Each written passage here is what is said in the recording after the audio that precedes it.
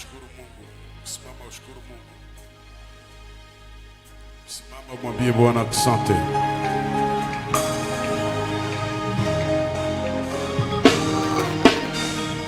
Simama umwambie Bwana asante.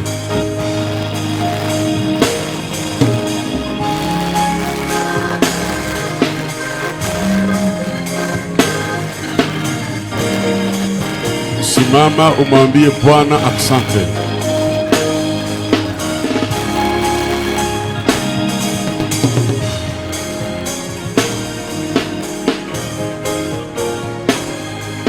Mwambie Bwana asante.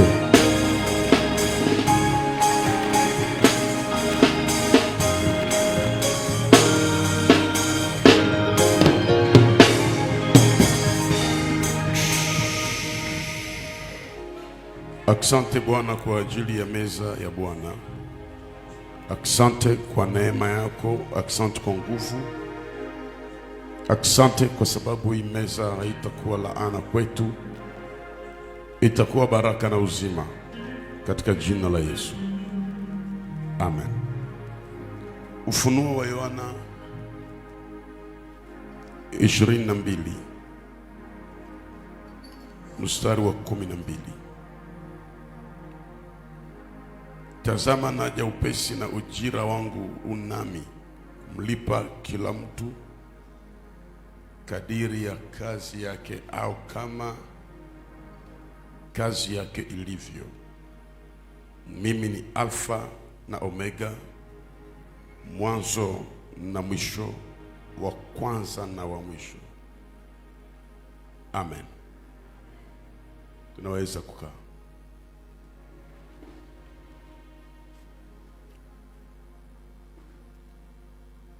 Tuko katika maandalizi ya somo ya eskatolojia,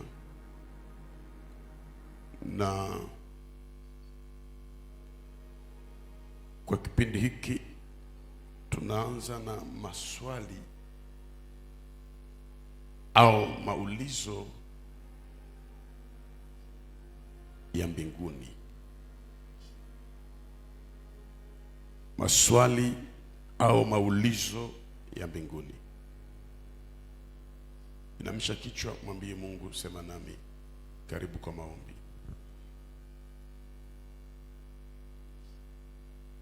Karibu kwa maombi, mwambie Mungu sema nami, mwambie Mungu sema nami.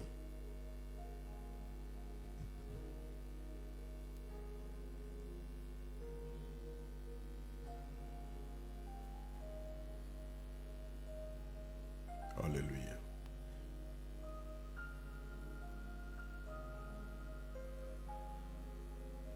Katika jina la Yesu. Maswali ama maulizo ya mbinguni. Tumaini yetu sisi wa Pentecote, tuna imani kwamba baada ya hii maisha kuko maisha ingine. Baada ya hii dunia kuna maisha mengine mapya. Ina maana tunaamini kwamba hata tukifa leo tutaishi tena. Biblia yenyewe inasema yule ambaye anampokea ana uzima tele.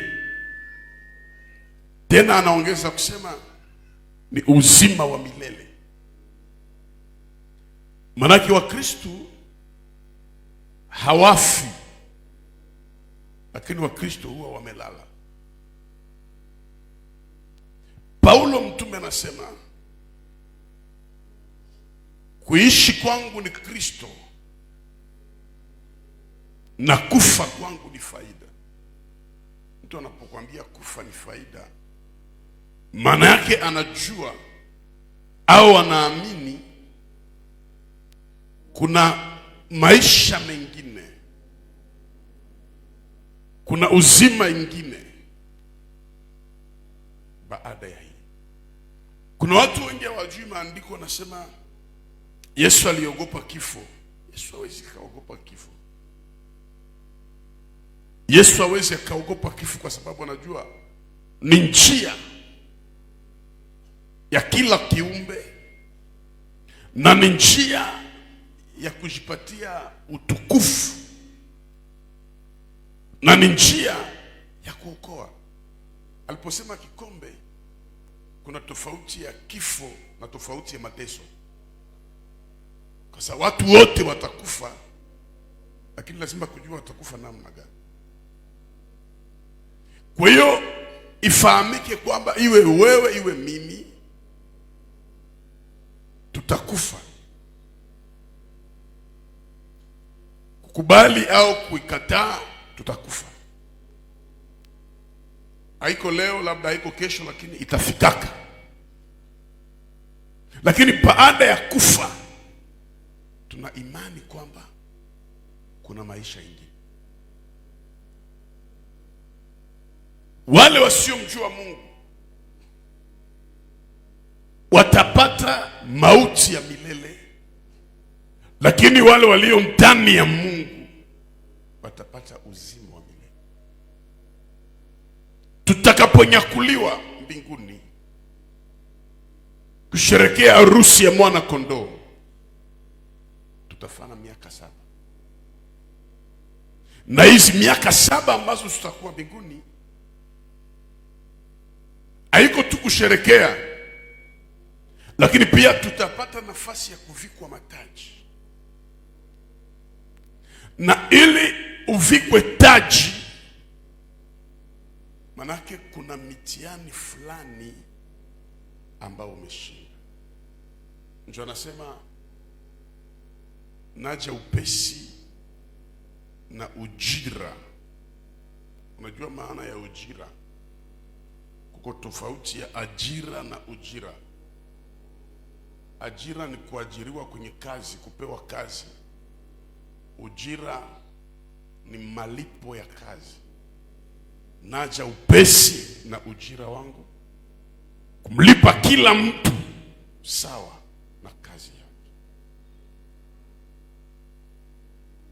Ulizo ya kwanza kubwa itakayokuwa mbinguni, malaika watauliza hawa ni wakina nani? Ulizo kubwa ya kwanza, hawa ni wakina nani? Kitakachotuma malaika wanauliza hii swali ni sababu 3. Sababu ya kwanza kubwa, wataona Mungu ambaye anaabudiwa usiku na mchana, muumbaji wa mbingu na nchi, mfalme wa wafalme, anaitisha dunia nzima, yupo anatupanguza machozi. Itawapatia malaika maswali ya kuuliza hawa ni wakina.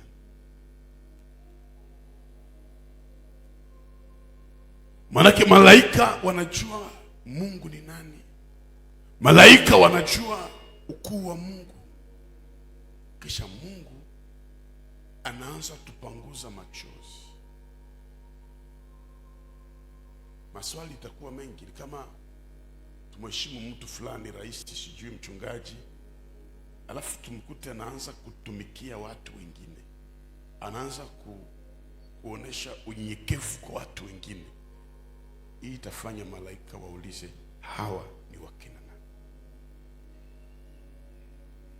Jibu nasema, atasema hawa ni watakatifu wanangu. Hapana waliohubiri sana, hapana walioimba sana, hapana waliokuja kanisani kila saa, lakini walioshinda ziki za dunia.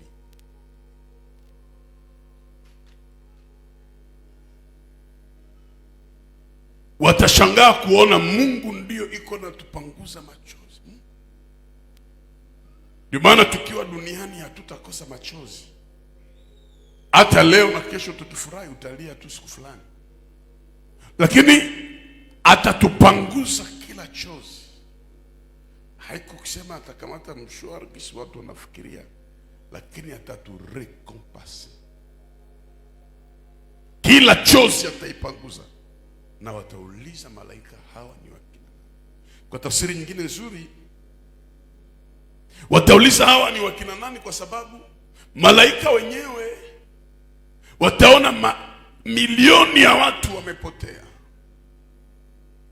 miliari ya watu wanapotea, kisha hawa waliofika hapa ni wakina nani?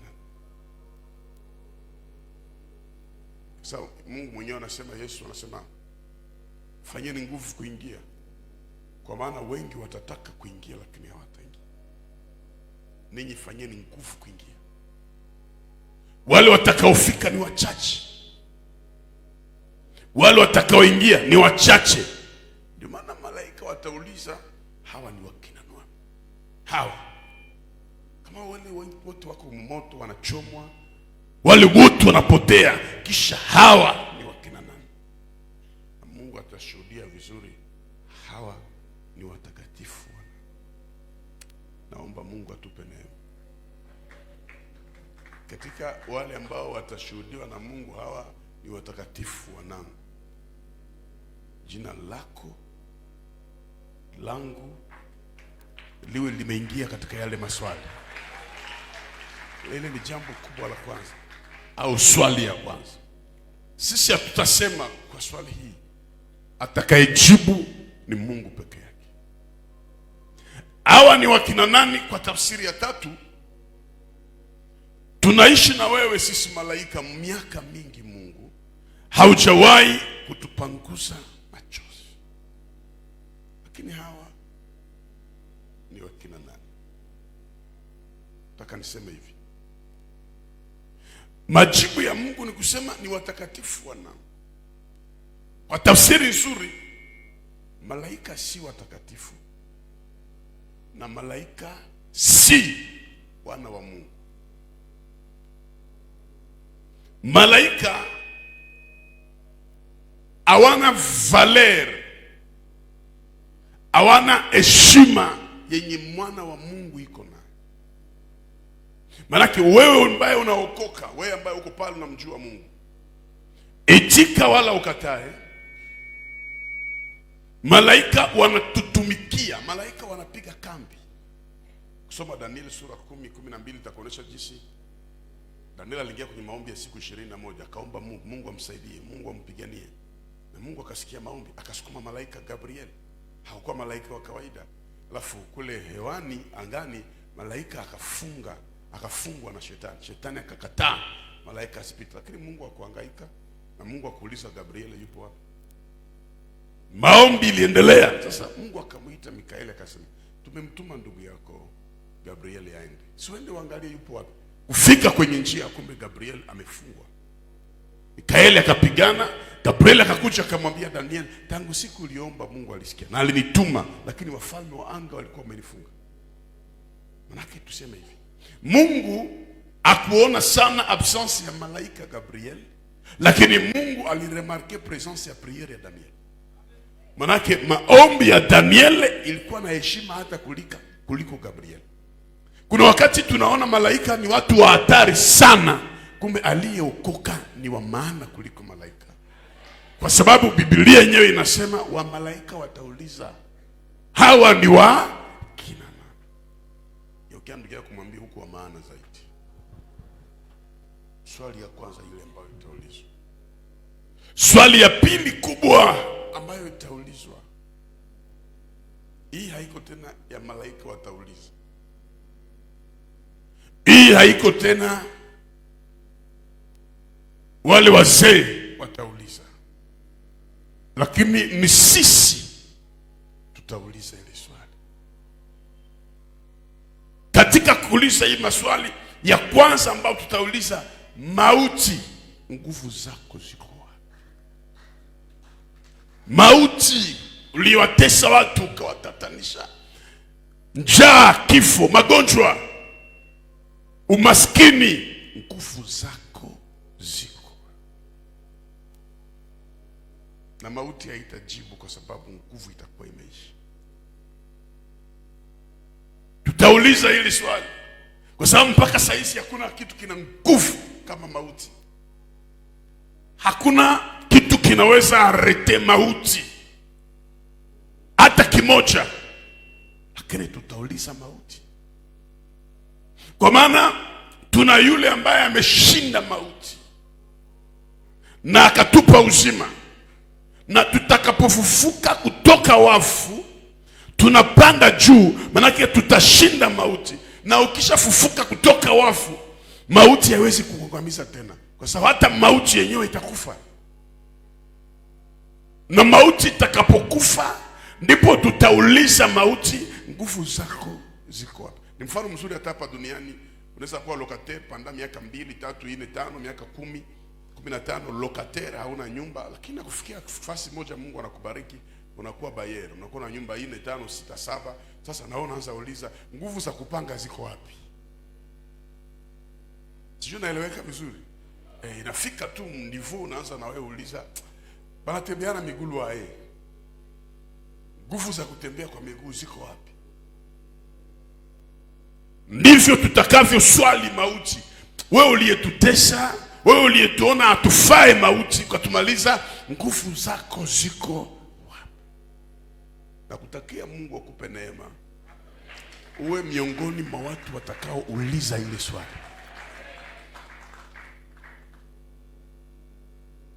Swali ya pili tutaulizana, ile ni mimi naileta. Tutaanza angaliana kusema, kumbe nao ulikuya. Tunaangalia kushoto na kumbe nao ulifika. Nilikuwa nakuona Jehova Nisi. Kumbe nao ulifika. Na tunaanza kusema, sasa ule mwingine wa hivi, mbona haonekane huko?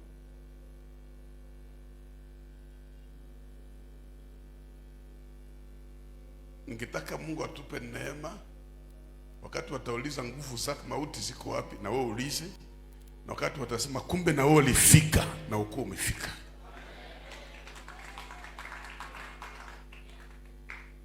Mimi nitauliza Mungu maswali mingi sana. Sitaki nianze saa hizi asinipe kofi, lakini nitakapofika nitauliza na itakuwa vizuri.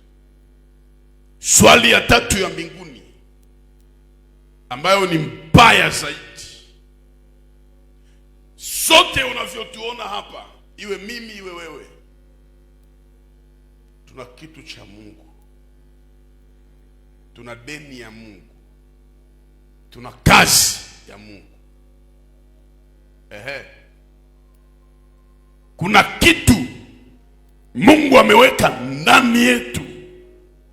Mungu hakutuumba kuja kula, Mungu hakutuumba tuje na manyumba au tuzae watoto. Alituumba kwa kumtendea kazi. Manake kibibilia, Mungu hajui neno wa Kristo. Mungu anajua vitu viwili kibibilia: wana wa Mungu au wafuasi wa Kristo. Enendeni ulimwenguni pote mkahubiri habari njema, mkiwabatiza, muwafanye watu kuwa wanafunzi wangu. Manake unapoingia ndani ya Kristo, itika wala ukatale, wewe ni mwanafunzi wa Kristo, na wewe ni mwana wa Mungu. Na wakikuita mwanafunzi, manake uko shuleni, na kama uko shuleni hautakufia shuleni, lakini kuna kazi utakayoifanya. Sasa hautakiwe kuwa mwanafunzi kila siku na hautumikishe kwanza kitu Mungu alikupatia. Kwa nini uitwe wanafunzi?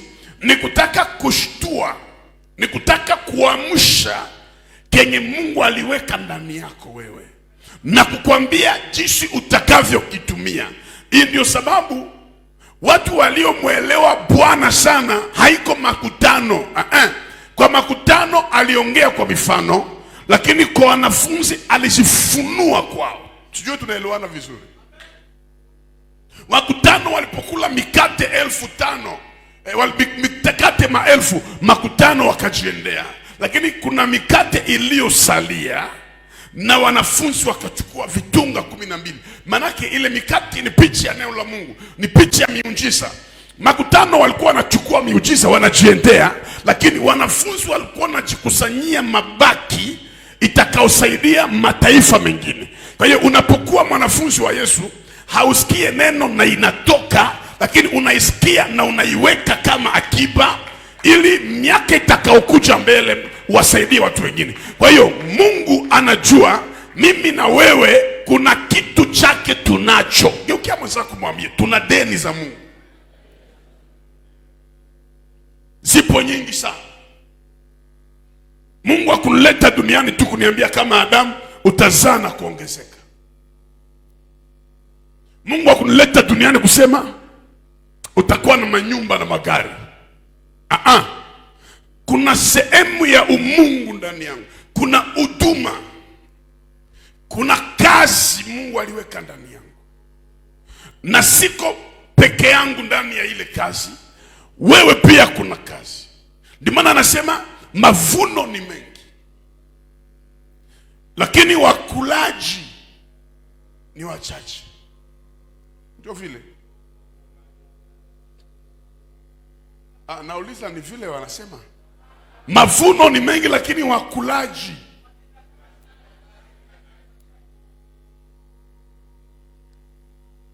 Sasa leo hatuna watenda kazi, leo tuko na wakulaji.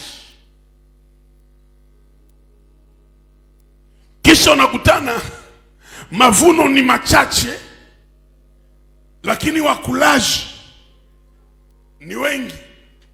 Ni kuingia mkanisa kutafuta baraka, kutafuta sijue ndoa, kutafuta sijue wanijue, nijulikane, nipate hiki na kile, nilipwe na wanadamu. Lakini Biblia iseme vile, inasema mavuno ni mengi lakini watenda kazi ni wachache. Fikiria ile swali. Manake Mungu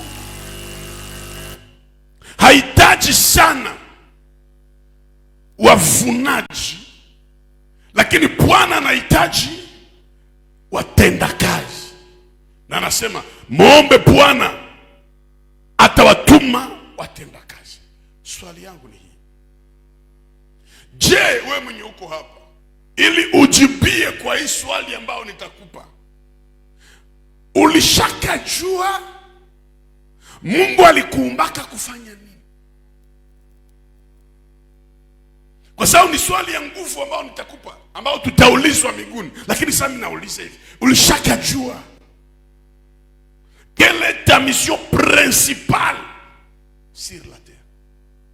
Oh mie, bon, nishazala.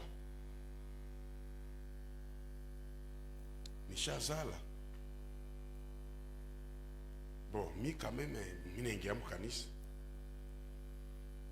Wengine mbao, mie Mungu wepeka na jua venye alisemaka itafanyikaka, itafanyikaka. Na akitaka, ataifanya. Na kama atake, kuko watu wenye kichwa iko na shida. Kuna watu katikati yenu walitakiwa kufa. Umbiwaka juu ya nini? Quelle est la cause de ma création? Pourquoi j'existe? Parce que kukufa ya gari iko nguvu kushinda kukufa ya mtu. Kukufa ya mtu ni teke sana. Unaweza tu kuala hata mwese. Na unakufa, unakuala tu mwese, paf, unaanguka ale, unakufa. Kwa tu mtu nishaona kiri dai na ua. Tumbali mchomeka hayo mtumbu kapasula mtumbu. Kiri da puf. Kwa mtu mchunuku kuilisha ua. Aliponda mbaye kakata mshipa. Manake wewe hauishi juu unakulaka mzuri. Usijivunie kusema unaishi juu unastahili kuishi. Kwanza ulinzi ikikuwa mingi, manake wasiwasi ni ya mingi. Haujaelewa kile kitu. Kwenye utaona wanatia security, police, nani, manake ujue ni nchi ya wasiwasi. Mbinguni hakuna maskari kwa sababu ni nchi ya amani. Watafanya nini? Kwa hiyo ikikufikia mpaka saisi haujakufa, kuko sababu. Na miongoni mwa zile sababu ni kwa sababu hauyajua uliumbiwa kufanya nini, na pia haujafanya kenye Mungu alikuitiaka. Sasa ukifika mbinguni hutaweza kujibu maswali na itakuwa shida. Hawa ni wakina nani? Mauti, nguvu zako ziko wapi? Swali ya Mungu kwetu sasa ni hii: kile kitu niliweka ndani yako ulifanyaka nacho ni? Swali ya kwanza. Una karama ya kuimba, lakini waimbaji walikuwa naimba na huko kanisani unafunga mikono na unaweza imba. Una karama ya kuhubiri, ile sauti ya kuhubiri ukageuka mkokai wa bishi atala katindondosho iribike namna gani, leta tu sauti ya kuhubiri kuliko uniimbie kwa utukufu wangu ukaingia kwa vikundi vya kuimba karaoke. Kuko wapagani wanaimbaka, hata unaokoka unasikia sauti unasema hii ni ya Yesu. Sio kama mnasema bongo. Unaona nyinyi mkisha okoka mnasema kao muziki ya kidunia tuisikiake, tunaisikiaka. Sasa uko naacha kusema vitu ya ovyo ovyo. Muziki ya kidunia unaweza kuata mubisi na unaisikia. Sio kama nasema bongo. Na mtu anaimba na unajiuliza huyu ni mkorale gani? Anakuambia haiko korale. Basi shiba patumishi ya Mungu tukisikia mtu anaimba nzambe tunafikiri ni ya Mungu. Kwa pastor mwa mwenye alisha shukuru mkanisa na nyimbo ya Kameleoni, yeye alikuwa anafikiri ni korale, aseme achakulia shida za dunia. Njoo akamwambia acha ile nyimbo. Ile ni nyimbo ya mpagani. Ni ya mpagani lakini anaimba maneno ya dunia, ya mbinguni. Sasa yeye akawaza ni mwenzetu wa huko. Haiko mwenzetu. Ni watu ambao wana karama za Mungu lakini wakazitumikisha fasi ya mbaya. Tamu Kongo kuko waimbaji wa pagani, sitaki niseme jina, akiimba nasema ukiana ni mtu mbaya. Kwani anaweza kuwa na sauti nzuri ya hivi anaichezesha? Wataulizwa. Na katikati yenu hapa kuna watu tu karama zipo za kuimba, lakini yeye kwa kimkorani sasa kusukula masaani azunguruke kunita mwimbi ya Bwana kwa kuwa yeye ananiona. Masaani njoo na kuona. Na unasikia mtu yuko na tembre na anayua imba, na ile karama anaiacha, utaulizwa.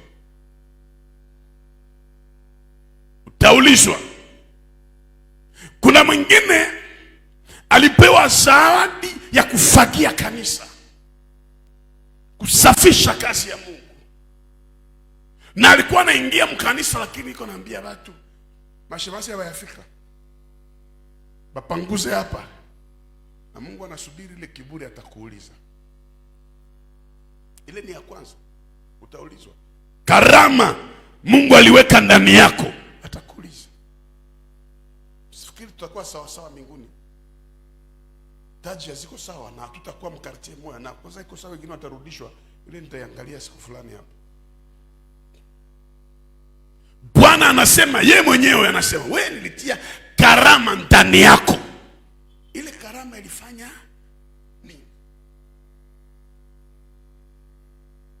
Mzee, unajua mdunia mlikuwa maprobleme mavita, ndio maana nilishindwa. Vita gani ulipata? Majaribu. Mungu analeta Ayubu, anasema muongee na huyu tuone nani alijaribiwa zaidi. Unaangalia una taenkar ya majaribu ya Ayubu. Mimi nilikuwa kijana, analeta Yusufu. Uko kijana mzuri kushinda una ima chafu. Oh, naona Mungu mie nilikuwa baraka, sasa ili mapepo anaita Maria Magdalene. Eshantio zote ziko. Oh, na yeye mie hakuna kisi nikitumika ile kazi, nilikuwa amenizie, sasa bongo ilikuwa mingi. Yesu peke anasema hapana mimi. Mwetu tulikuwa amenizie. Yusuf, babangu kwa mwambie matabure ngapi tulikuwa. Ndio voisin mwambie utaulizwa, cheka tu.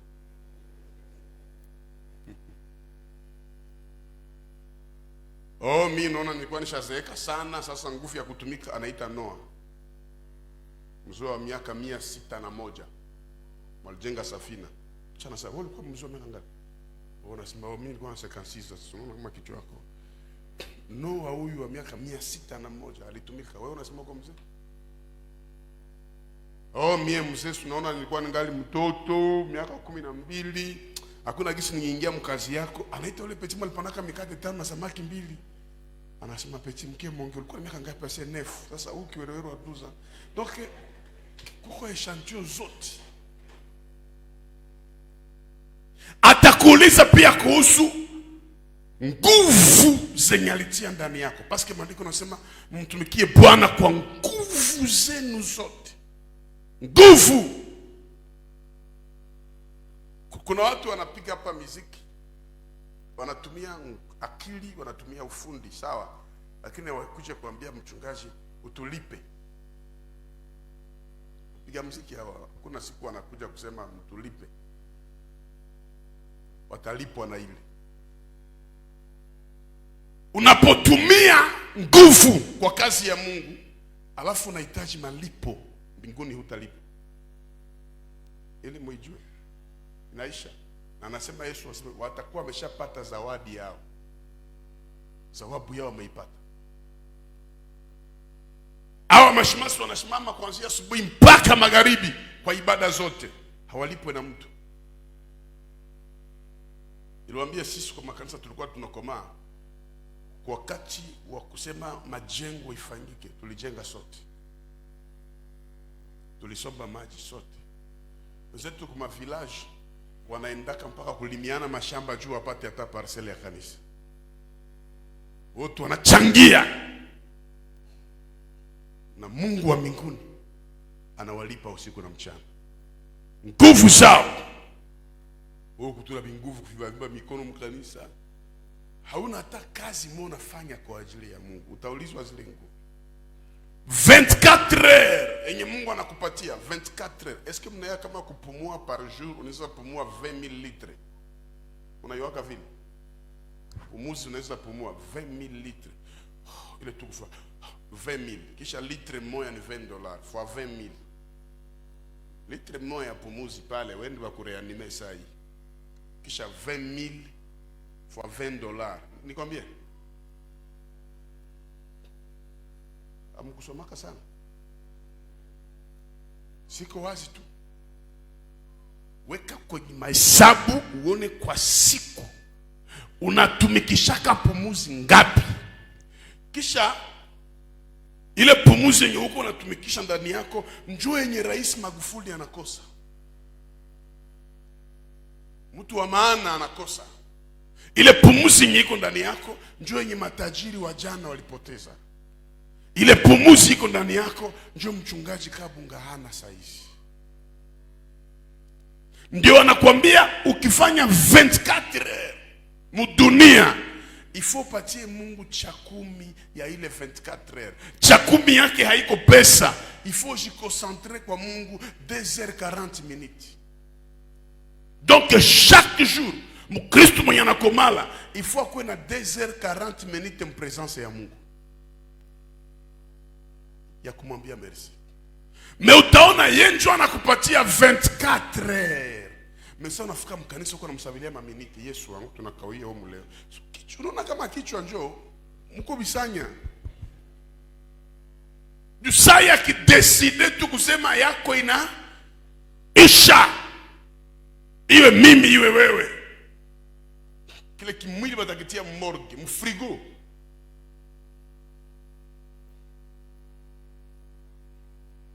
Et puis pendant toute la semaine ulifanya makazi yako, dimanche unakiwa unachelewa mkanisa na unapenda utoke mbele.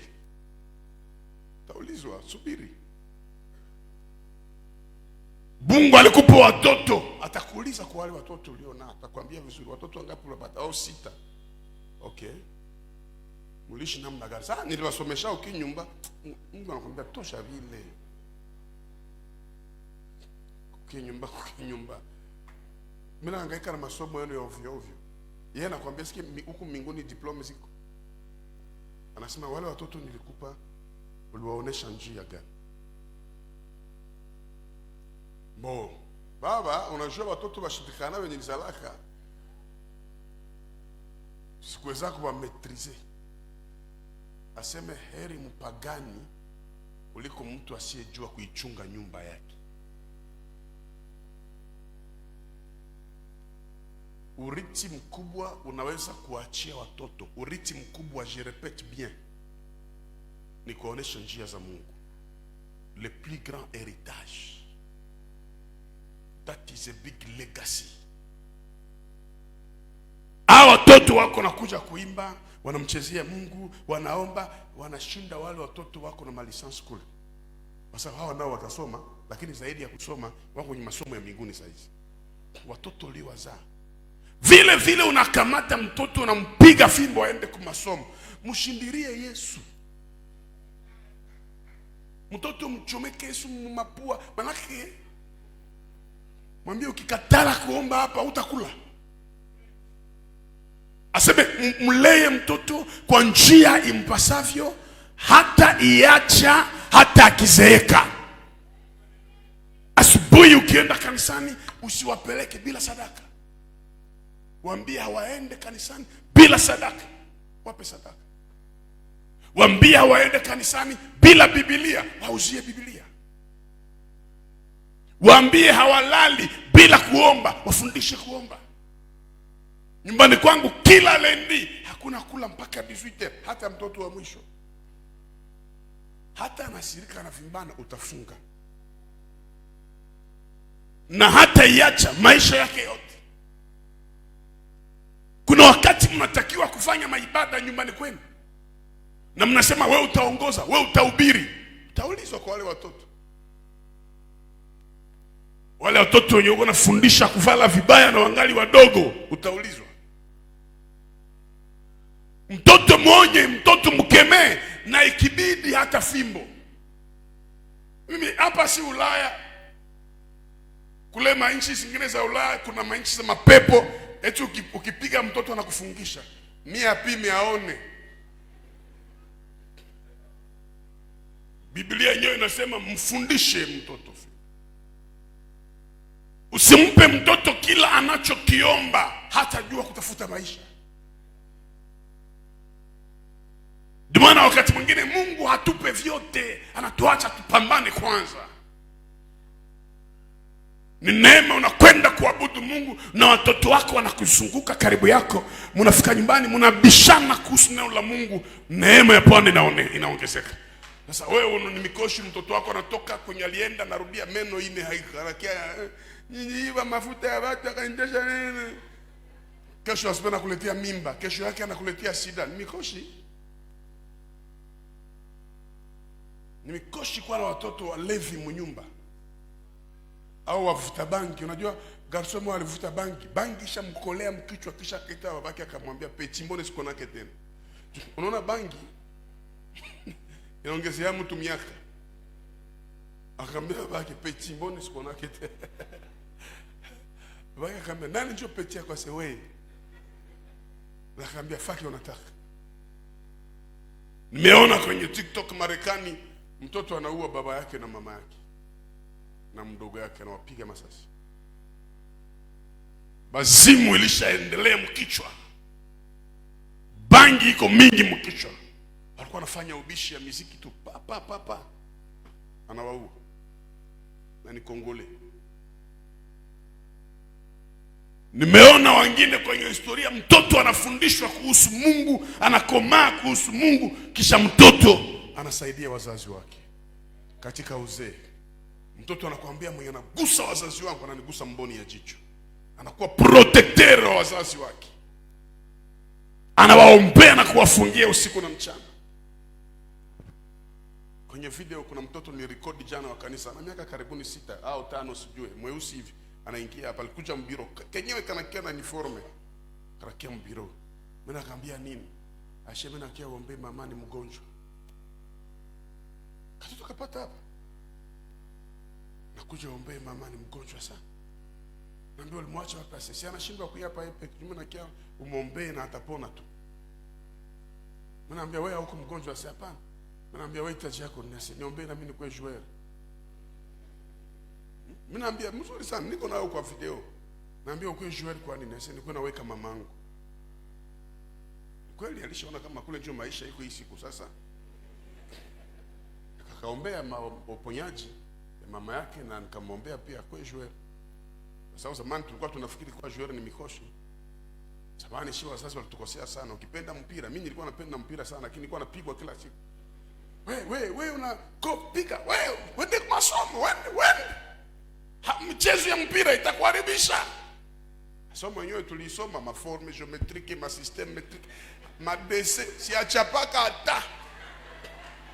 Mais Messi Chancel Mbemba kule hakusoma hata, memugulu inasoma. Na franga ziko zinaingia. Leo hii siku tena isha kwa nikupiga sa mtoto fimbo, uende mu terrain. Fanya entraînement, maisha nageuka. Donc formule ya maisha Mungu anajua ni Mungu peke yake. Mtu angelikuwa hata joueur kama kwa hata Real wala Barcelona. Lakini sasa jamaa ilitukoroga. Tulipigwa juu ya masomo. Lakini pia Mungu wa mbinguni anasabiaka pesa alizokupa. Ona kisi Mungu anafanya. Ni ya moyo wake Mungu. Na niko na $10 nifanye example. Na niko tuna pesa pa nifanye example juu. Mnakuwa maele kwazo. Mulipe tu ziko nifanye mfano haraka sana.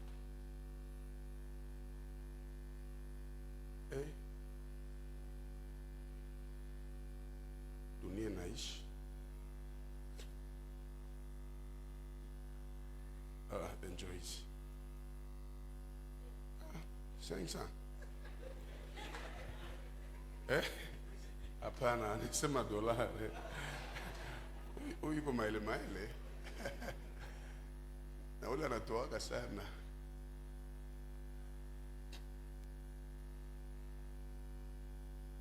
N'épargne pas la correction à l'enfant si tu le frappes de la verge. Il ne mourra pas. Il ne mourra pas.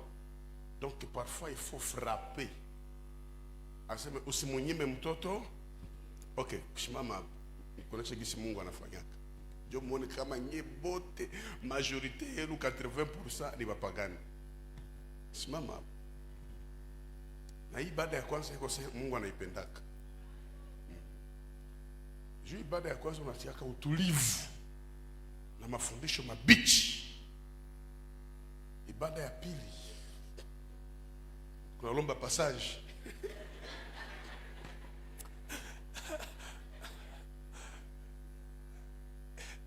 Isiku biko na system ya maga. Mungu anitie nguvu kwa hii kizazi. Nitakinyorosha. Sikia. Huyu bwana anakia mwambia Mungu ampe pesa. Muone gisi Mungu anafanya. Nipe pesa. Mungu wa mbinguni anasema okay. $10. Yoksi Mungu anaanza hapana kia nenku. $10. Mwa hii $10 Mungu anangoya kitu cha kwanza $1. Tuko pamoja? Muone sasa. Cha 10 ya $1 inatoka. Inarudia kwa Mungu. Unawakia ngapi kule? 9. Mungu anangoya shukrani. Shukrani inapaswa kuwa mingi kushinda cha 10. Ile ya mwijue mtafunzo. $2. Na kia kwa Mungu. Unawakia ngapi? 7. Mungu anangoya bajane na mayatima. Tunasema anangoya bajane na mayatima. Tuseme ingine $1. Unawakia ngapi? $6. Ale, utoaji ya kujenga majengo. $5. Kuna wakia ngapi? $1.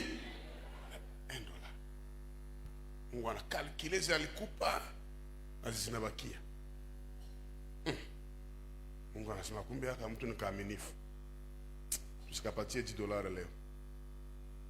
Kesho tukimpatia $20,000 tunariske tupate mao 18,000. Na bakie na 2,000. Juma andiko nasema mwaminifu kwa machache na kwa mengi. Tunaelewana vizuri eh? Okay, Mungu anakupatia 20,000. Kesho yake Mungu anasema hapana, 20,000 aligere bien kamate $2,000,000. Njoo unasikia mtu anakuambia yote yenye niko nayo ni ya Mungu. Tunaelewana vizuri eh? Sasa wengine njoo wanye sasa $10 cha 10 unafunga mikono. Majengo unafunga mikono. Sadaka ya nini unafunga mikono. Mungu anasema okay. Na unawakilia tu kuimba manyimbo ya kulumisha Mungu. Nikupe nini Mungu?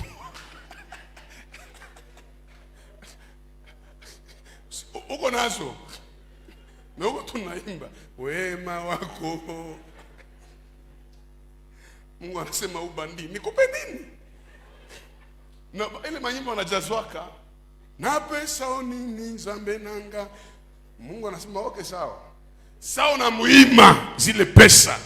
Mungu anakuangalia, anakuachia azo. Anafanya yote wezekanavyo upate magonjwa yenye takula ta 200. Yepeke. Au anakuambia esprit ya gaspillage, anakuambia wende ukini marché. Wepeke.